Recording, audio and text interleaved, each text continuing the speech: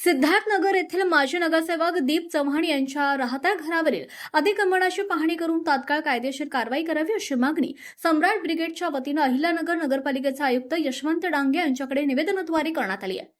यावेळी सम्राट ब्रिगेडचे महाराष्ट्र प्रदेशाध्यक्ष पवन भिंगारदिवे यांच्यासह पदाधिकारी उपस्थित होते। निवेदनात म्हटलं आहे की सिद्धार्थनगर येथील शीलादीप चव्हाण यांच्या नावे असलेली चाळ क्रमांक 2 ही सुमारे 49.42 चौरस मीटर क्षेत्रफळाची असून या जागेवर वाढीव बांधकाम करून अतिक्रमण करण्यात आल्याचा आरोप करण्यात आला।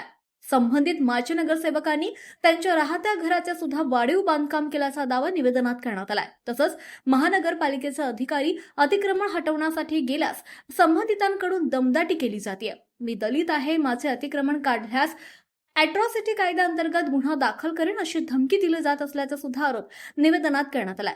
दीप चव्हाण हे अनुसूचित जातीसाठी राखीव प्रभागातून अनेक वेळा नगरसेवक म्हणून निवडून आल्यामुळे प्रशासनावर राजकीय दबाव येत असल्याचा आरोप सुद्धा सम्राट ब्रिगेडने केलाय। त्यामुळे कोणत्याही राजकीय दबावाला बळी न पडता संबंधित जागेची प्रत्यक्ष पाहणी करून नियमानुसार तातडीने कारवाई करावी अशी मागणी करण्यात आली आहे। दरम्यान या प्रकरणात लवकरात लवकर योग्य ती कारवाई न झाल्यास अहिल्यानगर महानगरपालिकेसमोर तीव्र स्वरूपाचे आंदोलन करण्यात येईल असा इशारा सम्राट ब्रिगेडने आपल्या निवेदनातून दिलाय।